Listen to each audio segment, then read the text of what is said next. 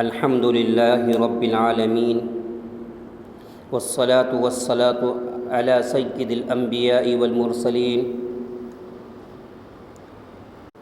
أعوذ بالله من الشيطان الرجيم. بسم الله الرحمن الرحيم. لقد كان لكم في رسول الله أسوة حسنة. صدق الله العظيم وصدق رسوله النبي الكريم ونحن على ذلك لمن الشاهدين والشاكرين والحمد لله رب العالمين. اللهم صل على سيدنا محمد وعلى آل سيدنا محمد وبارك وسلم. اللهم صل على سيدنا محمد وعلى آل سيدنا محمد وبارك وسلم. محترم بزرگ اور دوستو، اللہ تبارک و تعالیٰ کی عادت شریفہ یہ رہی ہے کہ اللہ تبارک و تعالیٰ نے ہر دور کے اندر اپنے پیارے پیغمبر صلی اللہ علیہ وسلم کو مبعوث فرمایا، لیکن جب باری آئی جناب محمد رسول اللہ صلی اللہ علیہ وسلم کو مبعوث فرمانے کی، اللہ تبارک و تعالیٰ نے اس کا جو انتخاب فرمایا،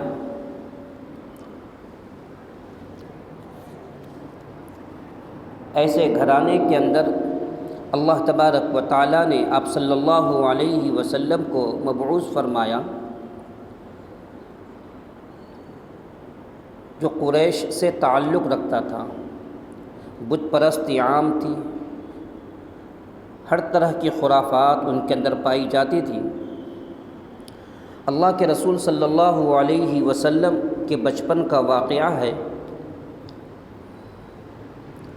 کہ آپ صلی اللہ علیہ وسلم بچپن میں حضرت ابو طالب کے ساتھ ملک شام کے سفر پر تشریف لے جا رہے تھے. راستے میں ایک راہب ملا، بحیرہ نام کا. اس راہب نے حضرت ابو طالب سے فرمایا، آپ کے ساتھ جو بچہ ہے، یہ بچہ نبی یا آخر الزماں بننے والا ہے، یا اللہ کا نبی بننے والا ہے، اور آپ جس سفر پر جا رہے ہیں، ملک شام کے سفر پر، وہاں پر عیسائی اور یہودیوں کے علماء آپ صلی اللہ علیہ وسلم کے اندر جو علامات پائی جاتی تھیں، نبی آخر الزماں میں جو علامات پائی جاتی تھیں، ان تمام علامات کو انہوں نے حفظ کر رکھا ہے، اور وہ ہر ایک کے اوپر غور کرتے جاتے ہیں، ریسرچ کر رہے ہیں، دیکھ رہے ہیں کہ نبی آخر الزماں کہاں آئیں گے. اللہ تبارک و تعالیٰ نے آپ صلی اللہ علیہ وسلم کو مکہ مکرمہ کے اندر قریش خاندان کے اندر پیدا فرمایا. یہودی کہتے تھے کہ نبی آخر الزماں ہمارے خاندان میں آئیں گے، اور عیسائی کہتے تھے نبی آخر الزماں ہمارے خاندان میں آئیں گے.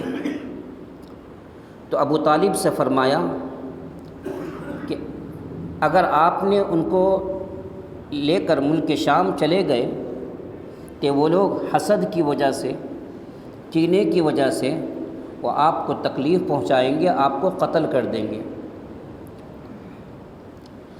حضرت ابو طالب آپ کو لے کر واپس آ گئے. بچپنا مکے کے اطراف میں گزرتا چلا گیا، جوانی آئی. بچپنے کے اندر بھی ہمیشہ آپ اپنے چچا ابو طالب کے ساتھ رہا کرتے تھے. جب ایک بچہ کسی کے گھر میں پلتا ہے، بڑا ہوتا ہے، اس کے دل کے اندر بھی یہ بات آتی ہے کیوں نہ میں جس گھر میں رہتا ہوں اس گھر کے کام میں ہاتھ بٹاؤں۔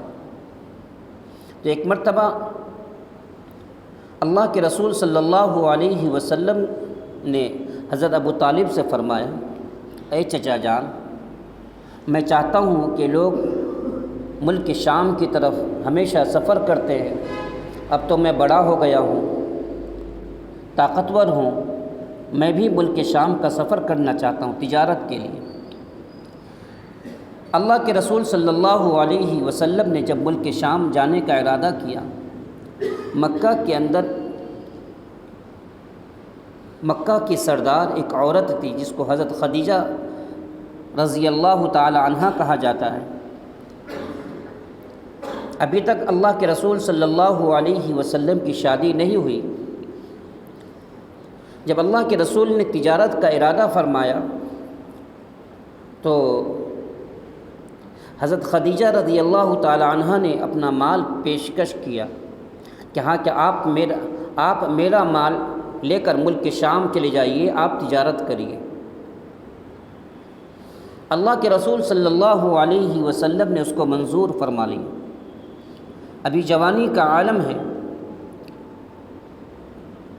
جب ملک شام کے سفر پر نکلے، ساتھ میں ایک خادم، ایک نوکر، ایک غلام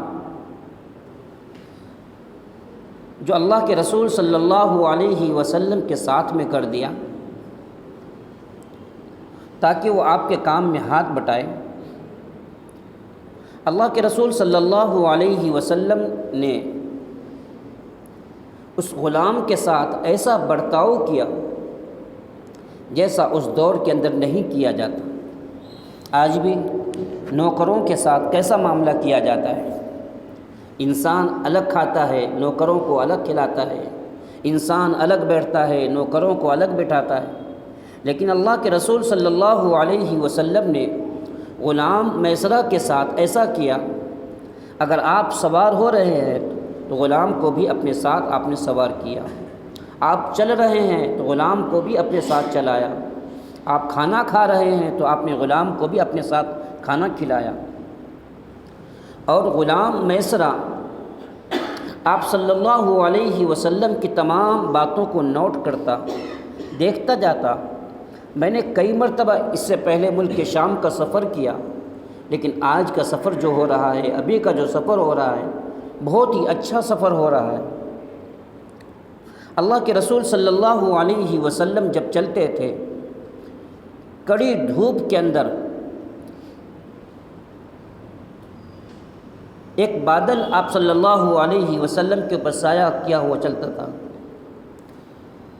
غلام نوٹ کرتا، اللہ کے رسول صلی اللہ علیہ وسلم دوپہر میں کھانا کھا کر تھوڑی دیر آرام فرماتے۔ آرام فرمانے کے وقت میں سورج کی شعاعیں آپ کے اوپر پڑنی چاہیے تھی، لیکن جیسے ہی سورج کی شعاعیں آپ کے اوپر پڑنے لگی، اللہ اس درخت نے اپنا رخ بدل دیا اور آپ صلی اللہ علیہ وسلم کے اوپر سایہ کر کے کھڑا ہو گیا۔ غلام دیکھتا تھا کہ آپ صلی اللہ علیہ وسلم جس پہاڑی سے جاتے، وہ پہاڑی کے اندر سے آواز آتی، الصلاۃ والسلام علیک یا رسول اللہ، الصلاۃ والسلام علیک یا نبی اللہ۔ آپ غلام دیکھتا تھا کہ آپ جس جھاڑی سے گزرتے تھے، وہ جھاڑی آپ کو سلام کیا کرتی تھی، وہ جھاڑی آپ سے بات کیا کرتی تھی۔ خیر، جب ملک شام پہنچ گئے، ملک شام کے اندر دیکھا، اکثر تاجروں کو، اس سے پہلے بھی تاجروں کو میں نے دیکھا تھا، لیکن یہ تاجر الگ تاجر ہے۔ اگر کوئی سامان پیش کر رہا ہے، سامان بیچتا ہے، تو سامان کے عیب کو ظاہر کر دیتا ہے، سامان کے عیب کو ظاہر کر کے بتا دیتا ہے۔ وہ عیب اگر چھپا ہوا بھی ہے، لیکن اللہ کے رسول صلی اللہ علیہ وسلم جو سامان لے رہا ہے وہ عیب کو ظاہر کر کے کھول کے بتا دیا کرتے تھے۔ آپ کپڑے کی تجارت کرنے کی غرض سے گئے، اللہ کے رسول صلی اللہ علیہ وسلم کپڑے کو کھول کر بتاتے بھائی اس کے اندر یہ عیب ہے اور یہ کیا، یہ کپڑا اتنے میں بکے گا، اگر آپ کو لینا ہے تو آپ لے لو۔ غلام سمجھتا تھا جب عیب کو ظاہر کر دیا جائے، تاجر لوگ تو عیب کو چھپا دیتے ہیں، لیکن عیب کو ظاہر کریں گے تجارت کیسے ہوگی؟ لیکن نہیں، اللہ کے رسول صلی اللہ علیہ وسلم کا پورا مال تجارت چند دنوں کے اندر پورا کا پورا بک گیا اور نفع بھی بہت زیادہ ہوا۔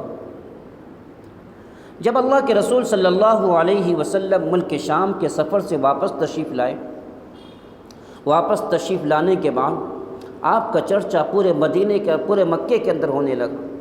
اللہ کے رسول صلی اللہ علیہ وسلم کی جوانی کا یہ معمول تھا کہ آپ ہر ایک کی مدد کیا کرتے تھے، ہر ایک کا تعاون کیا کرتے تھے، بوڑھوں کی مدد، ضعیفوں کی مدد، بیواؤں کی مدد، ہر ایک کی ضرورت کا خیال رکھا کرتے تھے۔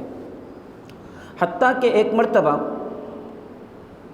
جوانی کا ہی واقعہ ہے کہ اللہ کے رسول صلی اللہ علیہ وسلم کے جوانی کے وقت میں مکہ کے اندر سیلاب آ گیا۔ سیلاب آنے کی وجہ سے مکہ کی دیواریں گر گئیں۔ جب پانی ختم ہوا، خانہ کعبہ کو تعمیر کیا گیا۔ خانہ کعبہ کو تعمیر کرنے کے بعد حجر اسود کو رکھنے کی جب باری آئی تو تمام قبیلے والوں کے اندر آپس میں جھگڑا شروع ہو گیا کہ حجر اسود کو ہم رکھیں گے، حجر اسود کو ہم رکھیں گے۔ اب بات یہاں تک پہنچی کہ اگر کوئی بیچ کے اندر ان کے اندر صلح نہ کراتا تو دونوں طرف سے، چاروں طرف سے تلواریں نکل جاتی، پھر لڑائی جھگڑا شروع ہو جاتا۔ اللہ کے رسول صلی اللہ علیہ وسلم نے تمام خاندان والوں کو، تمام قبیلے والوں کو سمجھایا اور کہا لڑائی جھگڑا مت کرو، ایسا کریں گے کل صبح جو سب سے پہلے اللہ کے گھر کے اندر آئے گا، خانہ کعبہ کے اندر آئے گا، وہ جو فیصلہ کرے گا ہمیں اس کی بات کو مان لینا ہے۔ ہم کسی کو ایک اپنا بڑا بنا لیں گے اور کل جو سب سے پہلے خانہ کعبہ کے اندر آئے گا ہم اس کی بات کو مان لیں گے۔ جب دیکھا کل ہو کر کہ جناب محمد رسول اللہ صلی اللہ علیہ وسلم سب سے پہلے خانہ کعبہ کے اندر تشریف فرماتے، اللہ کے گھر کے تعمیر کے اندر لگے ہوئے تھے، جب قریش مکہ نے دیکھا کہ اللہ کے رسول صلی اللہ علیہ وسلم سب سے پہلے کام کرنے کے لیے خانہ کعبہ کے اندر پہنچ گئے تو ہر ایک نے کہا کہ محمد تم جو فیصلہ کرو گے ہمیں منظور ہے، تم جو فیصلہ کرو گے ہمیں منظور ہے۔ اللہ کے رسول چاہتے تو کہہ سکتے تھے کہ میں حجر اسود کو اٹھا کر اس جگہ پر رکھ دوں گا کیونکہ اس کا شرف مجھے حاصل ہو جائے گا۔ اللہ کے رسول صلی اللہ علیہ وسلم اس وقت لوگ آپ کو امین کہتے تھے، اس وقت لوگ آپ کو صادق کہا کرتے تھے، اس وقت لوگ آپ کے پاس اپنی امانتیں رکھوایا کرتے تھے، اس وقت لوگ آپ کی عزت کیا کرتے تھے، اس وقت لوگ آپ کا اکرام کیا کرتے تھے۔ اللہ کے رسول صلی اللہ علیہ وسلم نے ایک بڑی چادر منگوائی اور بڑی چادر منگوانے کے بعد آپ نے حجر اسود کو اس چادر کے اندر رکھا اور تمام قبیلے کے سرداروں کو بلایا اور ہر کونے سے سرداروں نے، قبیلے والوں نے اس کو چادر کو ہاتھ لگایا اور چادر سمیت حجر اسود کو اٹھایا۔ جب جس جگہ حجر اسود کو نصب کرنا تھا، حجر اسود کو رکھنا تھا، جب وہ جگہ آئی اللہ کے رسول صلی اللہ علیہ وسلم نے حجر اسود کو اٹھایا اور اٹھانے کے بعد وہاں پر نصب کر دیا، رکھ دیا۔ میرے دوستو، اس جوانی کے عالم کے اندر آپ کی حکمت عملی سے برسوں تک چلنے والی لڑائی سکنڈوں میں اللہ کے رسول نے ختم کر دیا۔ میرے دوستو، اللہ کے رسول صلی اللہ علیہ وسلم سے صحابہ بڑی محبت کیا کرتے تھے، قریش مکہ بڑی محبت کیا کرتے تھے۔ ابو جہل جس نے اللہ کے رسول صلی اللہ علیہ وسلم کے اوپر ایمان نہیں لایا، کسی نے پوچھا کہ اللہ کا نبی برحق ہے؟ ابو جہل نے کہا ہاں، اللہ کے نبی کبھی جھوٹ نہیں بول سکتے، کبھی غلط نہیں بول سکتے، اللہ کے رسول نے کبھی جھوٹ نہیں بولا، تو پھر محمد کی بات کو تم مانتے کیوں نہیں ہو؟ کہا کہ محمد کی بات کو اگر مان لوں گا، محمد کی بات کو اگر مان لوں گا تو محمد کے پیچھے چلنا پڑے گا، اور میں چاہتا ہوں میری چودراہٹ ختم نہ ہو، میری کرسی نہ جائے، میں محمد کے پیچھے جانا نہیں چاہتا۔ پتہ یہ چلا ابو جہل کو پتہ تھا کہ اللہ کے رسول صلی اللہ علیہ وسلم کے پیچھے، اللہ کے رسول صلی اللہ علیہ وسلم نبی برحق ہیں، نبی آخر الزماں ہیں، آپ جو بات کہتے سچ کہتے، آپ نے کبھی کوئی بات غلط نہیں کی، لیکن پھر بھی اپنی چودراہٹ کی وجہ سے، اپنی عاقبت کی وجہ سے ابو جہل کو ایمان کی توفیق نہیں ملی۔ میرے دوستو، یہ تو قریش مکہ جو ایمان نہیں لائے۔ حضرت ابو سفیان ایمان لانے سے پہلے جب صحابہ کرام کا قافلہ مدینہ یثرب پہنچ گیا، وہاں عیسائی بادشاہ تھا، عیسائی بادشاہ کے سامنے ایک طرف صحابہ کی صف کھڑی ہے، ایک طرف ابو سفیان کا لشکر کھڑا ہوا ہے۔ ابو سفیان جو آپ صلی اللہ علیہ وسلم کے چچا ہیں، آپ کے دشمن ہیں، اللہ کے رسول صلی اللہ علیہ وسلم کے دوستوں کو پکڑنے کے لیے آئے ہیں، گرفت کرنے کے لیے آئے ہیں۔ بادشاہ نے ابو سفیان سے اللہ کے رسول صلی اللہ علیہ وسلم کے بارے میں جو سوالات کیے، ابو سفیان نے صحیح جواب دیا کہ اللہ کے رسول صلی اللہ علیہ وسلم نے کبھی جھوٹ نہیں بولا، کبھی کسی پر ظلم نہیں کیا، کبھی کسی کو نہیں مارا۔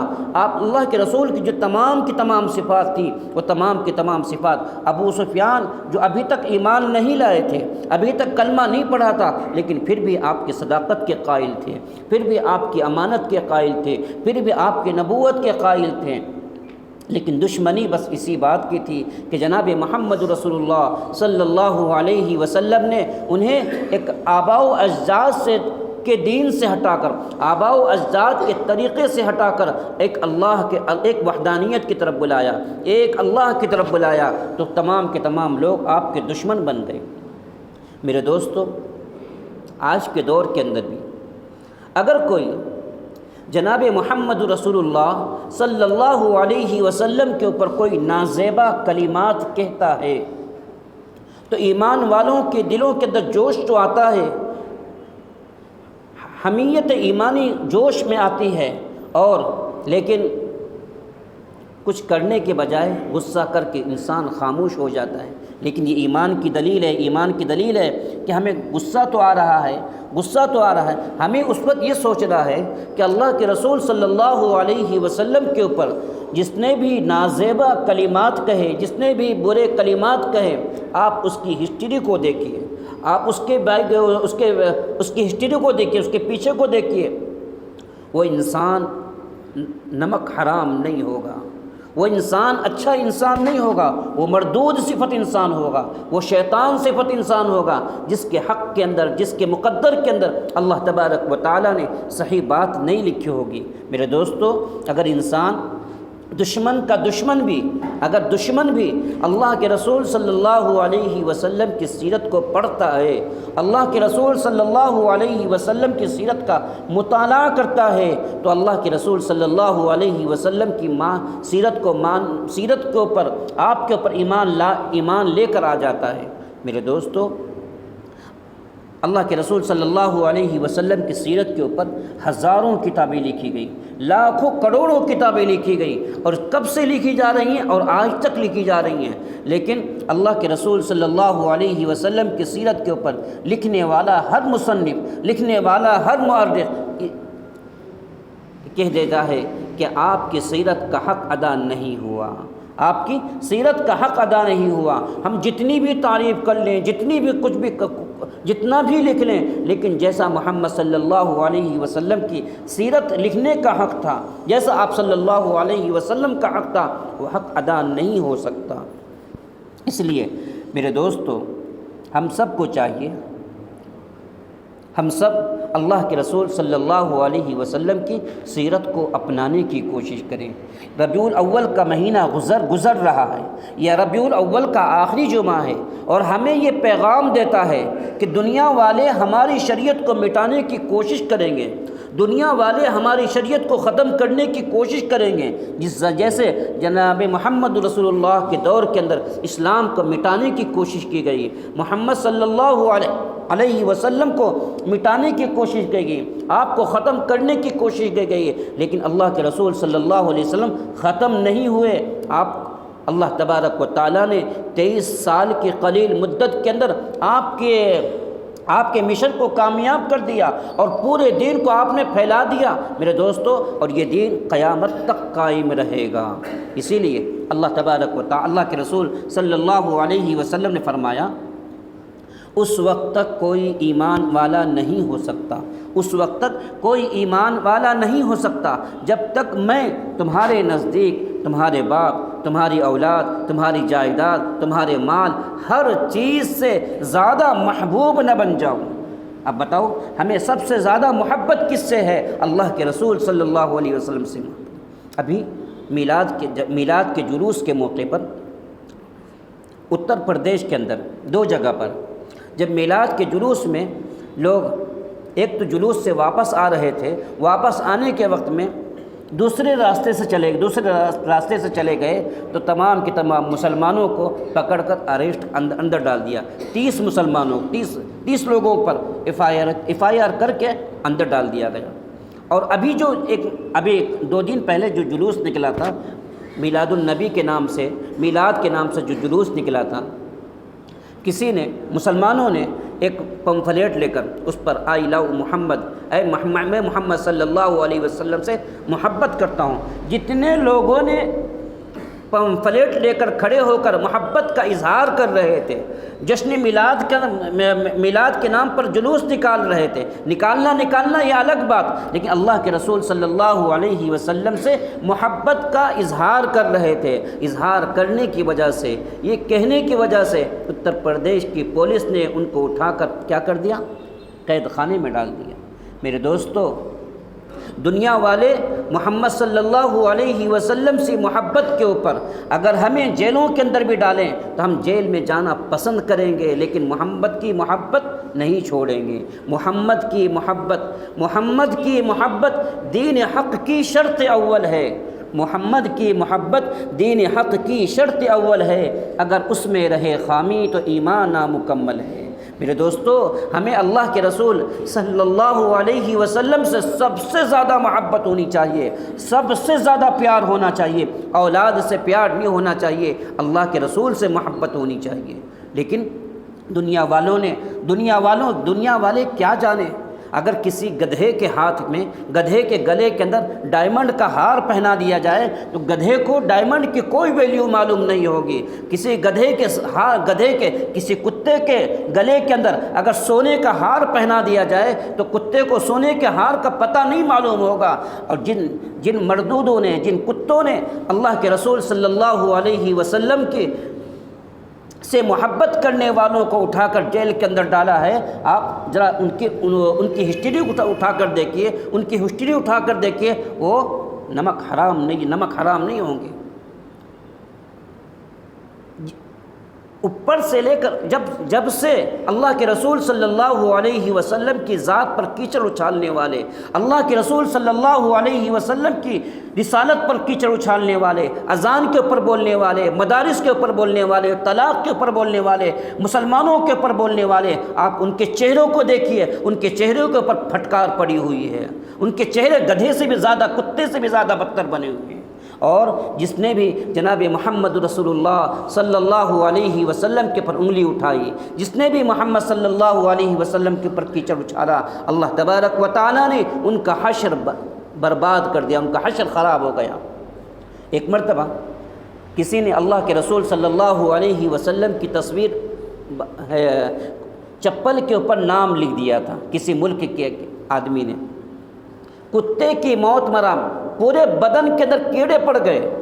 اس لیے میرے دوستو، ہمیں سب کو چاہیے، ہم سب جناب محمد رسول اللہ صلی اللہ علیہ وسلم سے محبت کرنے والے بنیں۔ اللہ کے رسول صلی اللہ علیہ وسلم سے جتنی محبت کریں گے، اللہ کے رسول صلی اللہ علیہ وسلم کے پاس ایک صحابی آئے اور کہا کہ یا رسول اللہ، مجھے آپ سے بہت محبت ہے، یا رسول اللہ مجھے آپ سے بہت محبت ہے۔ کہا کہ کیا فرما رہے ہو؟ کہا کہ اللہ کے رسول مجھے آپ سے بہت محبت ہے۔ فوراً حضرت جبرائیل علیہ السلام آئے اور خوشخبری سنا دی، اور آپ نے فرمایا المرء مع من احب، المرء مع من احبا، جو انسان دنیا کے اندر جس سے محبت کرتا ہے، کل قیامت کے دن اللہ تبارک و تعالیٰ اس کا حشر قیامت کے دن اسی کے ساتھ کریں گے۔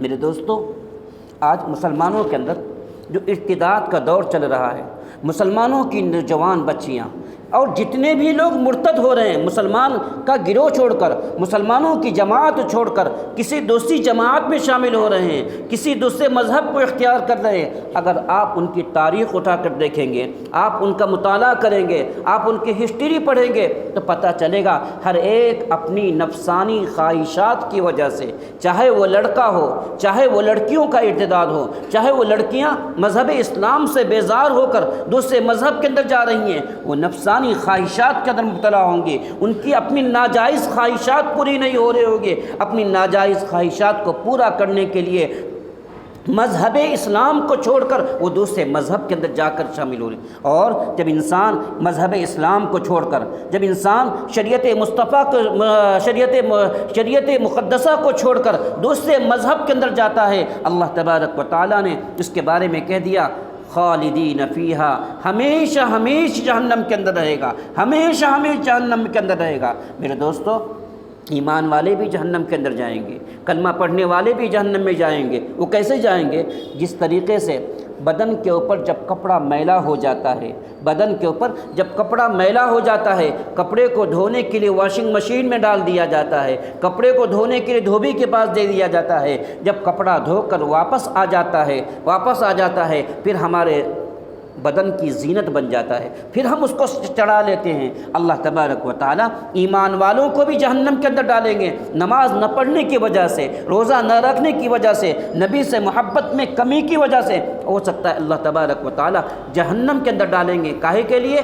کلین کرنے کے لیے، صاف کرنے کے لیے، پاک کرنے کے لیے۔ لیکن ایک نہ ایک دن ایمان والا جس کے دل کے اندر رائی کے دانے کے برابر بھی ایمان ہوگا، اللہ تبارک و تعالی جہنم سے نکال کر جنت کے اندر ڈال دیں گے۔ لیکن اگر کسی نے مذہب اسلام سے بیزاری کی، مذہب اسلام سے بیزاری کی، قرآن سے بیزاری کی، نماز سے بیزاری کی اور اس سے بیزار ہو کر دوسرے مذہب کے اندر چلا جائے گا، ہمیشہ ہمیشہ جہنم کے اندر رہے گا۔ اللہ تبارک و تعالی اس کو دوگنا عذاب دیں گے اور اس کو جنت کے اندر نہیں ڈالیں گے۔ میرے دوستو، اللہ کے رسول صلی اللہ علیہ وسلم کے زمانے کے اندر کسی جنگ کے موقع پر اطلاع ملی کہ جناب محمد رسول اللہ صلی اللہ علیہ وسلم کا انتقال ہو گیا۔ اللہ کے رسول، ایک عورت آئی اور جب اس کو پتہ چلا پریشان ہو گئی، اپنے گھوڑے کے پر سوار ہو کر جدھر اللہ کے رسول صلی اللہ علیہ وسلم گئے ہوئے تھے جا کر دیکھنے کے بعد راستے میں ایک صحابی ملے، کہا کہ ما بال محمد صلی اللہ علیہ وسلم، کہا کہ ہم کو کچھ پتہ نہیں، کیونکہ جب اچانک مٹھ بھیڑ ہو جاتی ہے اور اچانک لوگ تتر بتر ہو جاتے ہیں، کس کو کیا ہوا کسی کو پتہ نہیں رہتا۔ کہا کہ مجھے کچھ پتہ نہیں، البتہ میں نے آپ کے بیٹے کو دیکھا ہے، آپ کے بیٹے کا انتقال ہو گیا، آپ کے بیٹے شہید ہو گئے۔ انا للہ پڑھتی ہے، آگے بڑھتی ہے۔ پھر ایک صحابی ملتے ہیں، پوچھا ما بال محمد، محمد کہاں ہے، محمد کا کیا حال ہے؟ کہا کہ مجھے کچھ پتہ نہیں، لیکن میں نے آپ کے شوہر کو دیکھا ہے، آپ کے شوہر کا انتقال ہو گیا۔ انا للہ پڑھتی ہے، آگے بڑھتی ہیں، پھر آگے بڑھتی ہیں۔ آگے بڑھنے کے بعد پھر ایک صحابی ملتے ہیں، کہا ما بال محمد، محمد کا کیا ہوا؟ کہا کہ آپ کے والد کا انتقال ہو گیا۔ دیکھیے، بیٹے کا انتقال ہو گیا، شوہر کا انتقال ہو گیا، والد کا انتقال ہو گیا، انا للہ پڑھ رہی ہیں۔ حالات آتے ہیں، مصیبتیں آتی ہیں، پریشانی آتی ہیں، اللہ کی طرف سے آتی ہیں۔ ایمان والوں کو گھبرانا نہیں چاہیے، مسلمانوں کو گھبرانا نہیں چاہیے۔ یہ حالات صحابہ پر بھی آئے، یہ حالات ہر ایک کو پر آئے، لیکن ہم کو گھبرانا نہیں چاہیے۔ انا للہ پڑھی، آگے بڑھی، پھر پوچھا، دیکھا اللہ کے رسول صلی اللہ علیہ وسلم کسی درخت کے کنارے کھڑے ہوئے تھے۔ گئی، اللہ کے رسول صلی اللہ علیہ وسلم کی چادر مبارک کو پکڑ کر کہتی ہیں، جب اللہ کے رسول صلی اللہ علیہ وسلم جب میں نے آپ کو دیکھ لیا، جب میں نے آپ کو دیکھ لیا، آپ کو دیکھنے کے بعد اب میرے تمام کے تمام کام ہلکے ہو گئے، تمام کی تمام مصیبتیں دور ہو گئیں۔ اس لیے میرے دوستو، دنیا والے ہمیں مٹانے کی کوشش کریں گے، دنیا والے چاہیں گے ہم ٹوپی نہ پہنیں، دنیا والے چاہیں گے ہم داڑھی نہ رکھیں، دنیا والے چاہیں گے ہم کرتا پیجامہ نہ پہنیں، دنیا والے والے چاہیں گے ہم شریعت اور سنت کے مطابق زندگی نہ گزاریں، لیکن سچا ایمان والا وہ ہے، سچا ایمان والا وہ ہے جو جناب محمد رسول اللہ صلی اللہ علیہ وسلم کی سنتوں کو زندہ کرنے کی کوشش کرے۔ اس لیے ہم سب کو چاہیے ہم سب سنتوں کو زندہ کرنے کی کوشش کریں۔ دنیا والے سنتوں کو مٹائیں گے لیکن ہمیں سنت کو مٹنے نہیں دینا ہے۔ ایک سنت کو زندہ کریں گے، ہزار سنتوں کا ثواب ملے گا، ہزار شہیدوں کا ثواب ملے گا۔ اس لیے میرے دوستو ہم سب کو چاہیے ہم دل کے اندر ٹھان لیں، دل کے اندر عزم مصمم کر لیں۔ اور دنیا والے تو چاہ رہے ہیں، جیسے ہم نے وقف بل جو پاس ہوا اس سے پہلے ہم لوگوں نے کتنی سگنیچر کر کے واپس کی۔ بھائی وقف بورڈ کے اندر، مسلم پرسنل لا کے اندر، ہمارے پرسنل اصول کے اندر ہمیں شریعت کے اندر مداخلت نہیں چاہیے۔ ہم نہیں چاہتے کوئی ہمارے اندر انٹرفیئر کرے۔ میں آپ کے گھر میں آ کر بولوں گا آج آپ نے کھانا کیا بنایا، آپ کہیں گے بریانی بنایا۔ میں کہا بریانی کیوں بنایا؟ آپ نے ویجیٹیبل بریانی بنانا چاہیے تھا، آپ نے دال بنانی چاہیے تھی۔ میں آپ کے گھر میں آ کر انٹرفیئر کاہے کو کروں گا؟ لیکن آج پوری فسطائی طاقتیں مسلمانوں کے اندر انٹرفیئر کر رہی ہیں، مسلمانوں کے طلاق کے معاملے کو اٹھاتی ہیں، مساجد کے معاملے کو اٹھاتی ہیں، پرسنل لا کے معاملے کے اندر مداخلت کرتی ہیں۔ اور اتنی سگنیچر جانے کے بعد، اتنی ای میل آئی ڈی جانے کے بعد دشمن خدا کو وہی کرنا تھا جو وہی فیصلہ آیا جو اس کو منظور تھا۔ اس لیے میرے دوستو ہم سب کو چاہیے ہم سب اپنے علماء کی سرپرستی کے اندر کام کریں۔ اگر ہمارے علماء ہماری جو رہنمائی کریں گے، ہمارے بڑے ہماری جو رہنمائی کریں گے، اسی کے اوپر آمنا اور صدقنا کہنا ہے۔ جیسے ایک امام کے پیچھے امام اللہ اکبر کہتا ہے، ہم اللہ اکبر کہتے ہیں۔ امام سجدے میں جاتا ہے، ہم سجدے میں جاتے ہیں۔ اللہ کے رسول صلی اللہ علیہ وسلم نے